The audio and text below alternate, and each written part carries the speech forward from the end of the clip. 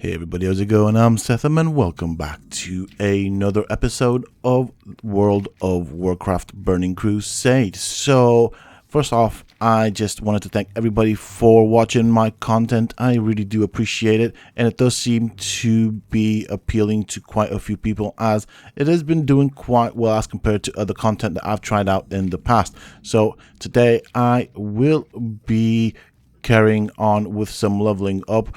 I am level 20, so I am in, I think it's called Darkwood Forest. Anyways, it is pretty grim here. This is one of the areas I did not like when I leveled it up, when I leveled up other characters in here. Now, there are several reasons for that, and one of them, if I remember correctly, was the amount of quests with low drops. So, basically, you have to go and get this from that creature kind of scenario, and you just keep killing and killing and killing, and it just seemed to have a very low drop. I suppose it is a positive in that, of course, by doing that, it does kind of force you to kind of grind level, which isn't always the funnest bit, but it does work.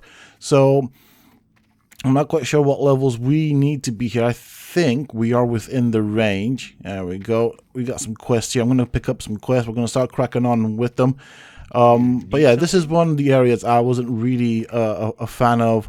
I don't know if it's because I found it slightly creepy, because this is meant to be like a haunted kind of area type of thing. Maybe that had a little bit of something to do with it.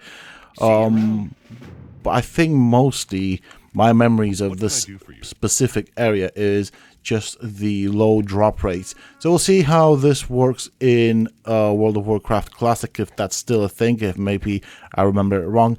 But we are here. We're going to do some quests, picking these things up. I'm vaguely, or very briefly, kind of just scanning what the text is. So we've got some kill stuff around here. There's another one there, apparently. Oh, wow, that is a high level right there, 24. So it does appear like the creatures in this area are, well, going to be higher level than us. So this is interesting. This is the first time I'm bumping into this. Of course, I haven't played in a long time, so we'll see how many times we die. Very important for those that don't play World of Warcraft is to know that the difference in levels can make a big difference or a big impact on your ability to kill things.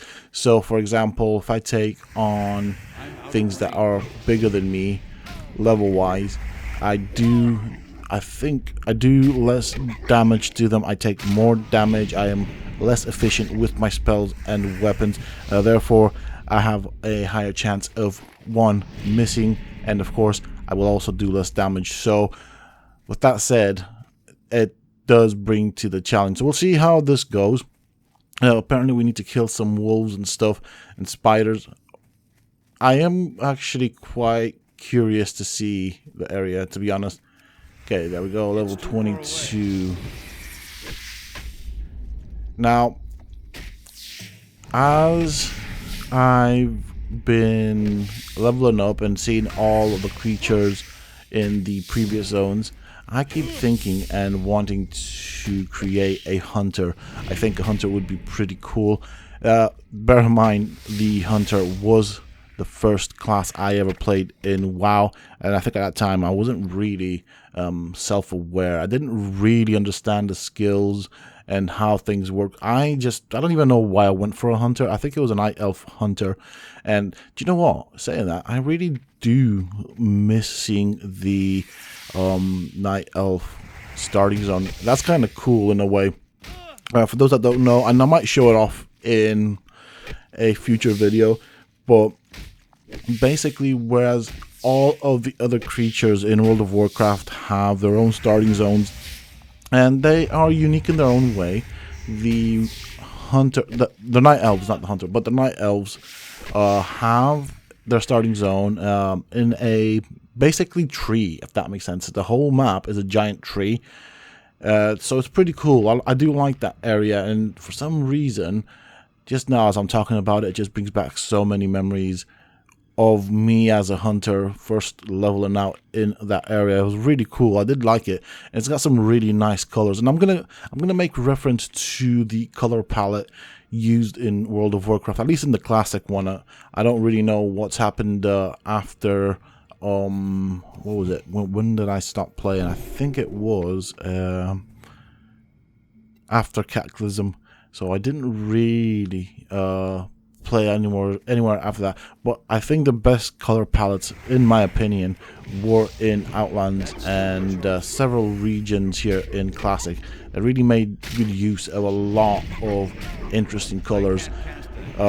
I cannot wait to get to Outlands to actually show you the area and some of the things that I really do like about the region.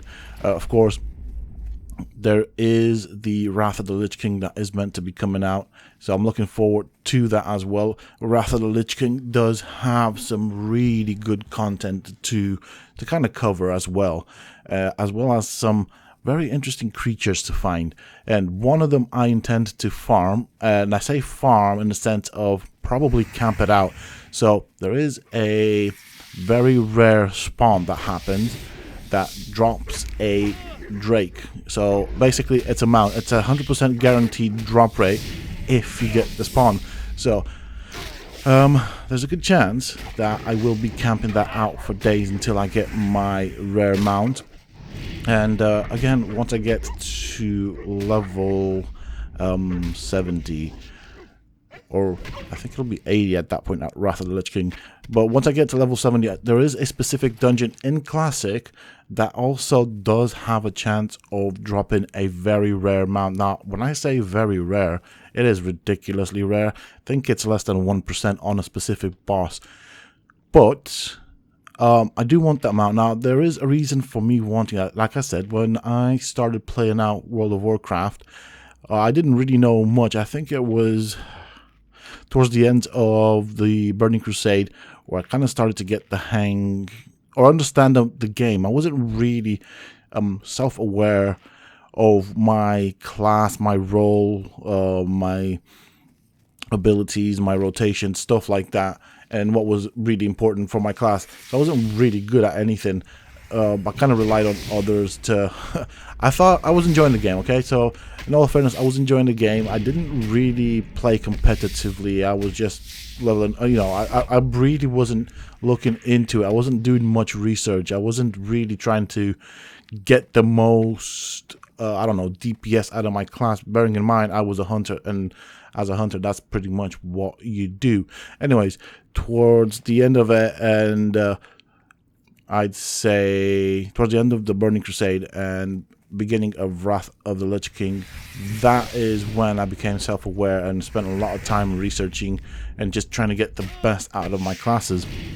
So that's kind of how things went down. And at that point, in Classic and throughout Burning Crusade as well, there was a dungeon in the Classic one, or the original, you know, the standalone World of Warcraft, where I think it's a 5-man dungeon. I don't remember the region, I don't remember the dungeon, and I don't remember the boss. But I will have a look at it, and you'll see me farming, and I will make a video on it. And actually, I want to make a video of the mount that it drops. Anyways, I did digress slightly there. Let me just get back to the point. It's almost like that mount became almost an icon, and you have to bear in mind that in those times when I played, there were I'd say competitive guilds. You know, they ran dungeons, they ran, and I'm talking Classic right here, before the Burning Crusade, and even through Burning Crusade, they were competitive as all heck. The whole recruitment process was nuts. You had to go fill out almost like a resume, a CV type of thing on the guild's website. You had to put in a lot of details. They had a filtering process, and obviously they only wanted the best to run the high-end content raids, stuff like that. And so you have to bear in mind that these guys were like competing amongst each other, not just in the guild. So guilds were competing against each other with regards to how quickly they could take down bosses.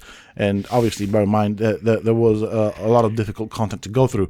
And so when they got to this dungeon that I'm on about, because of this rare mount, they would roll on it. Okay, so I mean, guilds had two processes. There was either the in-game roll, or there was an auction system with like a roll thing. Basically, if you did a lot of stuff for the guild, you get points, and then you can auction for it or roll for it, something like that. That had different systems. Anyways, because of this mount, a lot of guilds split up. A lot of people left. You know, they really wanted this mount. So basically, what it is, you know, for those that do know, it's basically the undead mount of the horde, but it's dropped by an NPC in a dungeon. I believe the drop rate is either 1% or less than that, and a lot of people wanted it. So whoever had that mount, even in Burning Crusade or even in Wrath of the Lich King, by the time of that, it kind of faded into obscurity in the sense of new mounts were brought in, new flyers, new things were brought in, and so options were given, but there was still some competition for this. However, people at this point could farm that dungeon by themselves, whereas that was a 5-man dungeon, and every single time it dropped, you know, everybody wanted it, and it caused a lot of what's the word? A lot of unhappiness when someone got it and the other person didn't get it. Everybody wanted it. It's a really cool looking mount. I like it. It's basically as an Alliance member, you get a chance to have a mount that the Horde use. It's the undead horse. So I want it. I will be farming the heck out of that. Last time I did that, just out of curiosity, I kept track of it. So I ran that dungeon 180 times just to get the mount. So that's how rare it is. So it's less than 1%, I believe. It was 1%, probably less than 1%. I don't know. I will have a look when I get to that point with regards to the drop rate. If it's still in the game, obviously don't want to be farming something that's not there anymore, but I don't see why they would take that out. And the reason I want that is because in my mind, it's still one of those fashion statements, achievement statements kind of thing. Look what I have. A lot of people will have mounts that they have gained through various types of achievements, but this one just requires pure grind, and it's just one of those things. It's a status thing. It was a status symbol to me back in those days. It was a status symbol, and it still is a status symbol, that particular creature, and I just liked it. It just looks pretty cool. Now I do realize I am playing a paladin, right? I'm supposed to be holy and everything, and I'll probably be riding an undead mount with details, you know. I'm not doing any role playing, so I'm not expecting to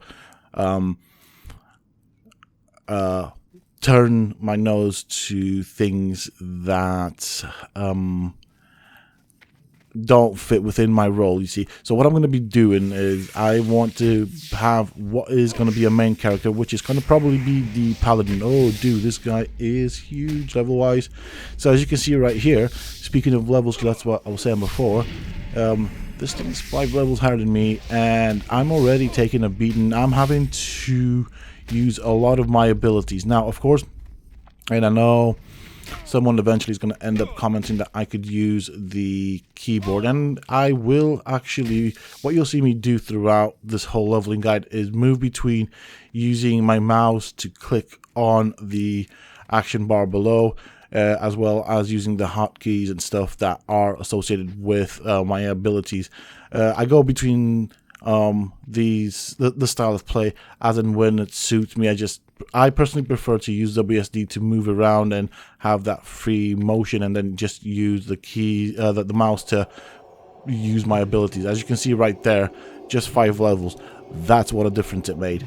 So yeah, it can be quite difficult if you're taking on bigger things. And this area, we'll see exactly what the quests are like. So the aim was to kind of go around, pick up all the quests, and then see where they're at, and then just kind of start grinding my way in a circular, either clockwise or counterclockwise motion. But we'll see if we can do that, because some of these quests do look like I need to be a higher level, so we'll see how it works out. Okay, well, we got out of that one unscathed. It could have been a hell of a lot worse, to be honest, so I'm glad we made it out in one piece. So yeah, that is basically what I want to do. I think for this particular character, I want both of those mounts, and we'll see what other things we can get up to. Now, obviously, I'm quite curious to see what Blizzard are planning with regards to World of Warcraft Classic, if they intend to keep the difficulty level, and I think this is one of the appeals for me. The reason I am playing the classic version, not the retail, is because of the increased difficulty level. I do like so for example, that encounter with that spider, the fact that I could not take it down and had to run away and have to reconsider my options and go and farm in the lower zone to get my level up. That is what I like. I like the fact that I can't just pull a bunch of trash mobs and just deal with it. I have to think out everything and just, you know, make sure that I'm doing, I suppose, the right thing, make sure I'm in the right zone, make sure that, you know, I'm not just going around smashing things, and, you know, there's punishment. If you get it wrong, you will die, and I do like that. It's very punishing. It's the grind is quite slow, and I like that. And the reason I do like that, this is quite important, is when you do get a level, it does feel rewarding. You know, you've spent X amount of minutes, possibly hours, grinding up a level, and you finally get that level. It just feels really rewarding. So when people say great job and compliment you on it, and you'll see this a lot in WoW Classic. I don't know if it's still a thing in retail, but every time you level up, people will congratulate you, and it's just because it is in itself an achievement. And when you get to the maximum level, now again, this is another thing I like, because you've started from 1 and you've worked all the way through all this content to get to whether it's level 70 for say Wrath of the Lich King, or so 60 for Classic, 70 for 60 for Classic, 70 for Burning Crusade, and I think 80 for Wrath of the Lich King. When you do get to that maximum level, it does feel like a good reward, and that's where the best content actually starts. But the fact that you stuck with it and got all the way there, and it can take weeks to actually grind it out, and yeah, I personally like just that reward. Ooh, we're pulling 2 of these guys, so I need to be careful. I am gonna be burning through my mana just to kind of keep up. Luckily, this time around, we don't really have what are known as gather quests, so that's kind of good. We just have to kind of kill stuff, so it does make life easier. But I do remember a lot of gather quests here. So this was the area that I didn't like, just for that reason. But funny enough, I always came back to this area. This was part of my leveling up routine. Although I didn't like it, I did understand the importance of leveling up in like this area, just because you do get a decent amount of levels in this area. And it doesn't look, I don't know if it looks big to you, but it doesn't look all that big. But the amount of quests that you do in this area, I think you can pull quite a good amount of levels. Now, of course, after this, I am going to continue going down south towards, I think, Stragglethorn Vale, I think it's called, and Booty Bay. That's kind of like my route. I always use this route. There are other areas that I could have gone, and I think if I do, when I make another character, I might try other regions as well. This is just for good old times, you know, just following the route that I used to. I could have probably pulled in some more levels in another area before actually coming here. I will see if we can actually manage with what we've got here. The option of me having to go into another region and get 1-2 levels in the area so I can continue leveling up in this area might potentially be a thing. We'll see what happens. Now, I do also intent to get some dungeons done. I'm going to try and get as many of them done. If I have the options of repeating them and running them multiple times, I'll do that as well. So we've completed a quest. Let's have a look here. My bags are very tiny. Yeah, I'm going to have to do something about that. I don't even know. They're really expensive at the auction house, if I'm honest. So I don't know how I'm going to get my hands on some better bags. It's going to be a thing, though. I need to do it because I can't, like... I managed to get my hands on these little bags, but I really don't know. I'm going to be honest. I don't know how I'm going to...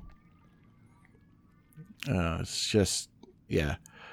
It's fine. I mean, we'll see how things go. I'm going to try and also save up some gold. We do want a mount. Now, I believe that I can get a mount at level 30, although previously it was level 40. So we'll see how that works as well. So I'm just going to run around the edge. We're not going to try and go towards the center because the levels there just go insane. So we'll just stick to the water's edge and just kind of make our way around. We do need to kill some stuff on the northern shore of this specific leveling zone. I could potentially turn in this quest, but what I like to do most often, and you'll see me do it, is I like to pick up a bunch of quests. So when I go into an area, for example, what I'll do is I'll pick up all the quests that I can that are available, go out and just start killing stuff, and then try and complete as many of them as possible, return hand them in, pick up all the available quests then, and just keep doing that motion. And the reason I do that is because as you kill NPCs, it just feels really slow and tedious, but when you get the experience of completing the quest, it just makes the grind feel a lot more rewarding. Okay. So, to be honest, this area is feeling somewhat slow. And, yeah, I don't know. I'm looking at the time as I'm playing this and realizing that as compared to the previous zones, it just takes a lot longer to complete quests, significantly longer. So I don't know how I'm going to go about this. I might do some editing magic and kind of cut out some of the grind. I don't know what people actually like more, so we'll try it out. If you guys have a preference here, let me know. As you can see right there, I've pulled 2 levels right now. The only reason I'm mentioning this is because I don't really know what I'm going to be keeping. Right, so here's my idea, okay? So I'm just kind of going from one idea to another. So I've spent hours here, and I do mean hours, just grinding the quests, grinding the what they call the go get me thing quests, you know. Kill X creature and get me a Y item that drops really low. So you just keep doing that over and over again, and it's just made it long as all heck. So what I'm thinking of potentially doing here is cutting down some of the content. Now, if you guys want me to do like a full-on sized video of just the grind, that is absolutely fine. I am fine with that. Let me know down below. Alternately, I can try and sort of cut down and take some bits out and kind of shorten the length of the grind as it pertains to the video. I don't know. That is an option. If people enjoy watching the whole grind, I'm more than happy to put that and leave that to me. It just makes it a lot easier in the sense of editing, because I don't have to do so much editing. I don't have to watch so much footage to kind of decide where I cut out, where I cut back in, stuff like that. And as you can see right there, we are fighting things that are of a higher level than us quite significantly. 3 levels is enough to give me a challenge. Now, I could probably go and do some other stuff and then come back and do this when I'm more level appropriate, but knowing myself, I do like to be stubborn, and I've set my mind on finishing this off. So I've been here grinding it like a madman, under-leveled. The experience is nice when you do kill one of these trash mobs. Unfortunately, when you get it wrong, it's frustrating, but you learn. You learn really quickly. It does help me with my, I suppose, confidence and skills with regards to the game. But as you can see, after every single fight, I do need to more or less have a break. So if I pull two of these guys, I know I need to make a runner. But also, one thing that I'm having to do here is consider how I'm going to use my resources to manage this. Simply because after every single fight, I need to heal. So what I'm doing here, I'm looking specifically. So it seems like on the outskirts of this particular grave. So the grave is kind of split into several sections. I need to kill some NPCs in this area, skeletons and stuff like that, and the zombies. And towards the center, they tend to be quite high level. I mean, this, I don't know if at this point I could take something of that caliber on and actually win. I could probably, if I had a bigger mana pool. I don't have, well, my mana pool is decent. The only problem I'm coming across is I'm having to use a lot of abilities to be able to be efficient with the damage that I do. And so what that means is basically I drain my mana really quickly just to take out one single NPC. Now, if I go towards the center, those things drain my mana a heck of a lot quicker. Don't get me wrong, I do like the challenge, and I am being really stubborn here. Like I said, there are other areas that I could have probably gone to visit and do some quests there and level up there. Like when I get something like this, like 24, that's yellow. It's a godsend, to be honest. So obviously towards the center of this particular cemetery, the NPCs do go up in level significantly to the point where I cannot take an NPC one-on-one. So what I'm doing is, and what I noticed is, they do tend to spawn these flesh eaters on the outskirts, so to speak. Not necessarily the outskirts, it's basically the cemetery split into two areas. There's that in front of me right there, and then that's that section behind me. But around this wall, I noticed that the NPCs tend to be smaller. Like that over there, I could not take on. I would not stand a chance there. So that is doable. That's not doable. So basically, I'm trying to stick to 24, 25 flesh eaters to get this particular item. Again, this is a quest where we need to kill these guys, get the item, then return to the quest giver. The sad story of it is they don't seem to drop the item very often that I need. The other thing I need to do is I need to keep the area that I'm farming in clear of new respawns. Last or worst case scenario, which I do not want to find myself in, is where I'm pulling a flesh eater that is fighting me, and then one of these skeletons spawn on top of me. Really not an area I want to be in. So as you can see right there, we've got some skeleton horrors. Don't get me wrong, they don't take that much of an effort to take down, as you saw there, but this skeleton warrior with the flesh eater that is higher level than me, it will be painful. I'm going to be taking a lot more damage. I'm going to be using a lot more of my mana pool, which might not be sufficient to actually take both of them down, and that's where the problem comes in. Alright, I can pull that guy. I wish I had some sort of a ranged weapon to pull them. So obviously I cleared out this area. I'm going to pull them into the clear area. I know there's a respawn timer, but I'm just going to make use of that respawn timer to clear out these guys. And I think what's cool about these undead is they don't really tend to run away. So the AI is not coded in such a way that once they reach a certain percentage of their, or once their health drops down to a certain percentage, they want to run away. So that kind of makes my life easier. Because the other thing is, I do have a stun, but it doesn't always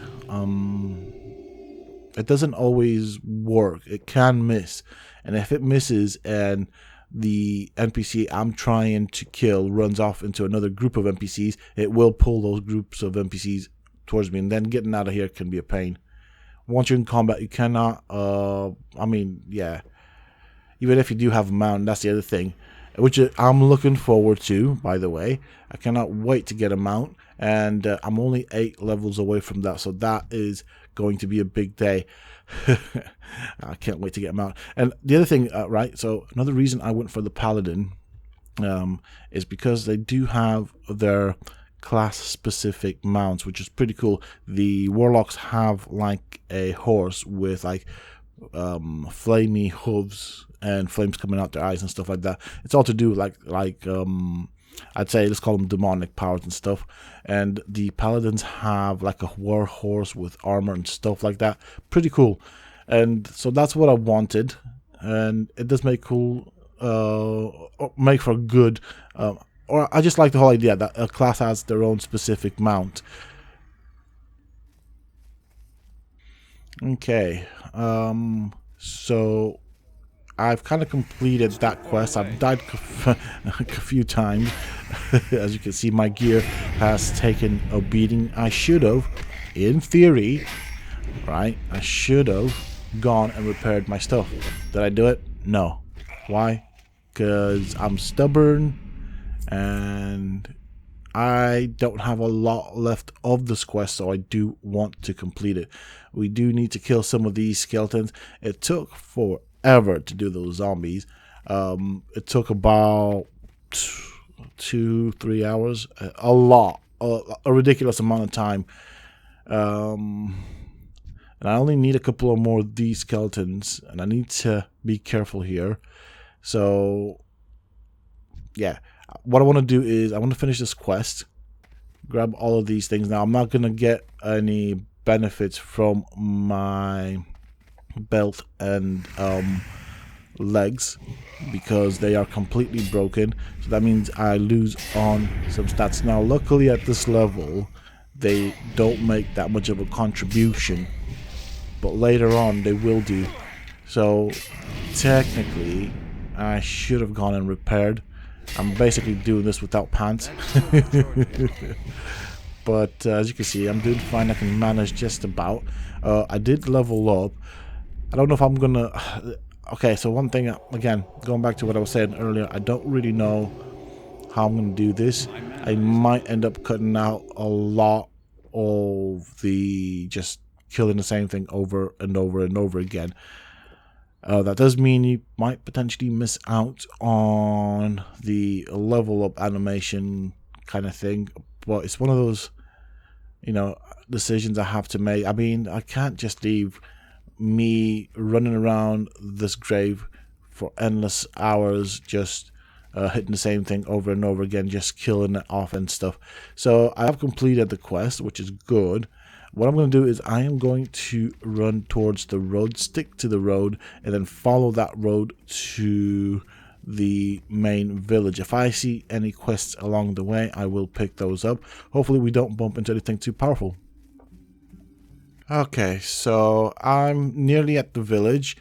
As you can see, running around without any pants. You can't tell that I did have at one point a belt. So what I'm going to do is I'm going to pick up the quest that I have now available to me as a result of leveling up. This could take some time, and yeah, kind of hand in the ones that I've done.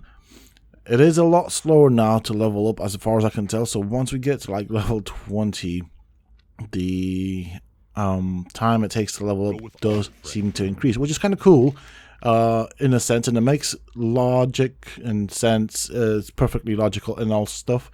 But I keep thinking, right, and this is one of the things that I've been thinking about for the last 2 hours as I've been grinding it out, is how I'm going to edit this, because in my mind I don't really want to do too many cuts in this series. I'm used to shortening things down in other types of gameplay videos and content and stuff.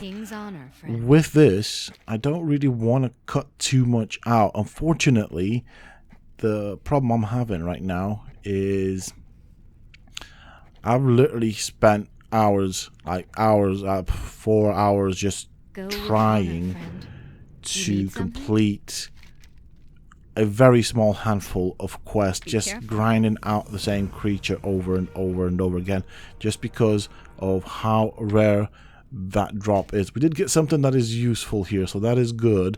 I can definitely make use of it. But going back to the topic at hand, I don't.